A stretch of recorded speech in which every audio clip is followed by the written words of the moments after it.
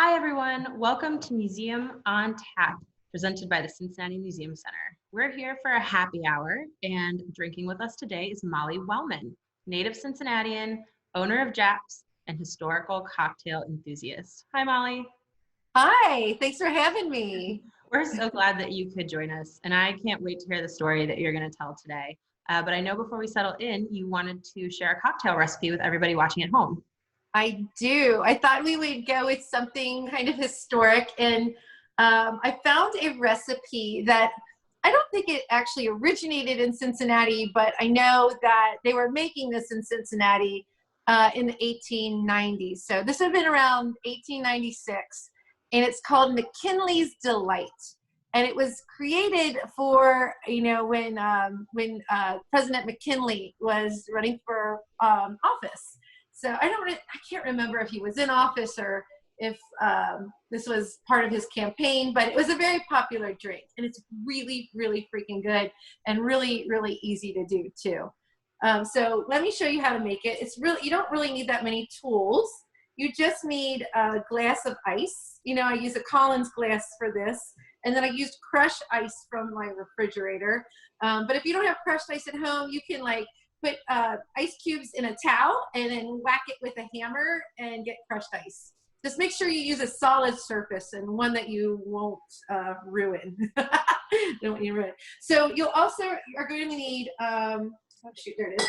You're going to need some rye whiskey, or if you don't have rye whiskey, bourbon will do just fine. Some brandy, some sweet vermouth. This is a strong one. Yeah, this kind of sounds like a Manhattan with a twist.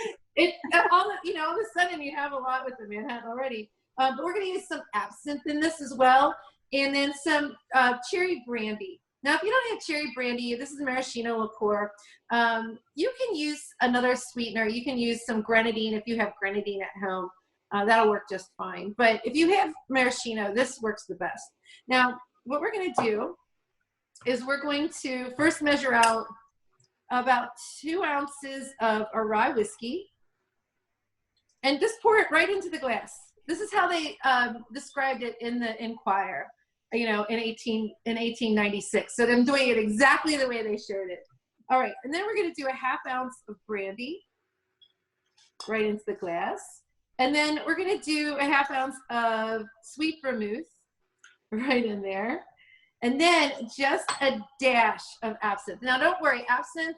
You can get absinthe that's legal to get in the United States since 2007. We're allowed to use it. You can find it at any party source or liquor store. You can find absinthe. And don't worry, you're not going to trip or see the green fairy or anything. It's just about a little bit of it, okay? So just 2 bar spoons is what I'm using in this.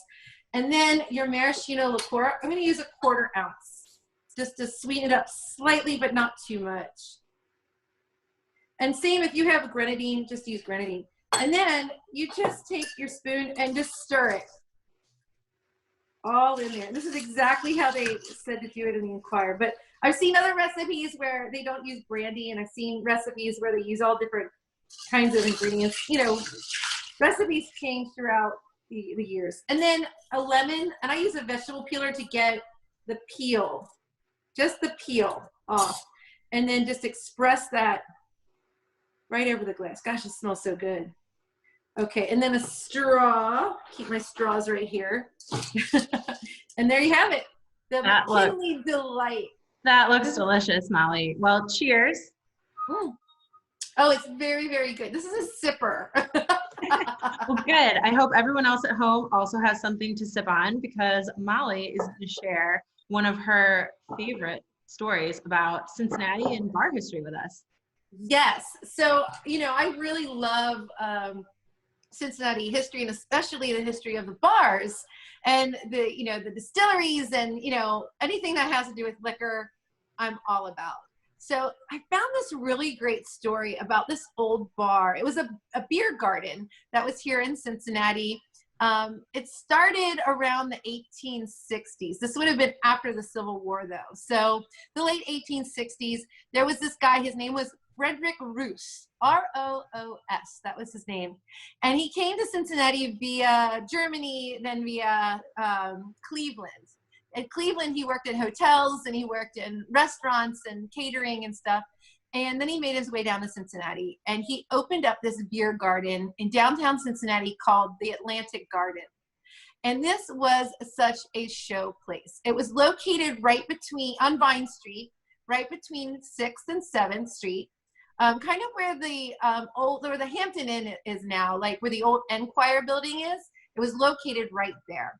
And it had, you know, this gorgeous beer garden, like on the bottom floor. And then they had like pool table, a hall on the second floor. Well, and they had an entrance in the back off of College Street as well. But you would walk in to this place, and there would be this trickling little fountain right into the doorway. So it was very, very pretty. And then you'd walk in, and there'd be a bar to one side, and then you'd walk a little further back, and there was this big beer hall.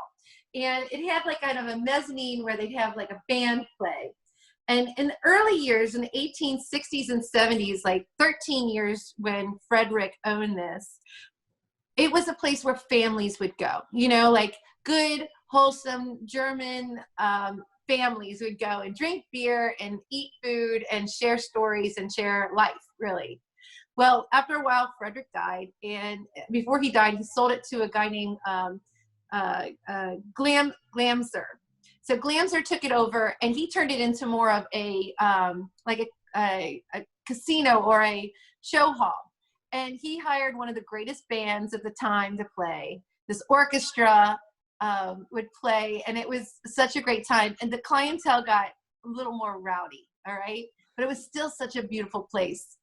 By the time Glasmer sold it off to a guy named John Lederer.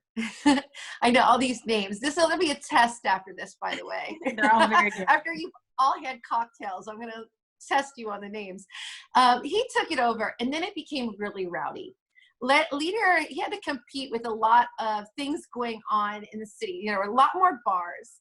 At this time, you know, there were like close to 2,000 bars just in downtown Cincinnati. That's a lot of bars to compete with. And then you had many more beer halls to compete with and whatnot as well. So he ended up getting rid of the orchestra, and he ended up bringing in one of the very first. It was called the Marvelous Mechanical Orchestron, which I just think is so cool. What's that? That's such a great name. I know. I mean, oh my gosh, if I could find one, I would totally put it in Japs. And I don't know if I could find like music of the day, but it was this contraption of, it was like kind of a first jukebox almost, but instead of playing records, it played these pieces of paper with perforations in it. And it had a 8-piece orchestra within this cabinet. And it would just gallop along as long as it had grease and I guess steam or however it was, being played. It would just gallop along playing this music over and over again. So did he get this marvelous orchestra machine to compete with other bars because it was something new and fancy? Was he trying to drive, his attendance, or was he trying to save money by firing the orchestra? I think he was trying to save money. And he was trying to bring in, clientele with this thing, because it was like the only one that I could find in the city at the time. Cool. And it must have been a crazy thing. But at this time, the clientele got a lot rougher. It got to the point where you'd walk in and you couldn't even see the ceiling because there'd be so much cigar smoke. He also, instead of just serving beer, he served liquor too, which usually would, in places like that, it would drive kind of a rowdier crowd, as well. And then you'd have women of the night who could only enter on the College Street entrance in the back. They couldn't enter from the front. But you had quite a few ladies of the night, women of stained morals, who would be in there and, working. So it turned into a place where a lot of sailors would hang out, and a lot of military men and just ruffians, really. By the 1900s, the 19-teens, they closed it down for good. And I guess it turned into a cigar shop, and then on the second floor, it turned into a correspondence school for women of all things. And then by 1925, they tore the building down to make way for the building that is there now, which is the Enquirer building. But just to think about those days, in the, between the Civil War and Prohibition in Cincinnati, I just think it's just such a different place. I would have loved to get a time machine and go back in time and just for a day, just for one day. I don't know if I could handle not having the bathroom, And I think they probably think I was kind of a freak with all my tattoos and pink hair and stuff. But I think it would have been so neat to go and see what it would have been like in Cincinnati. And I would definitely go and check out the Atlantic Garden.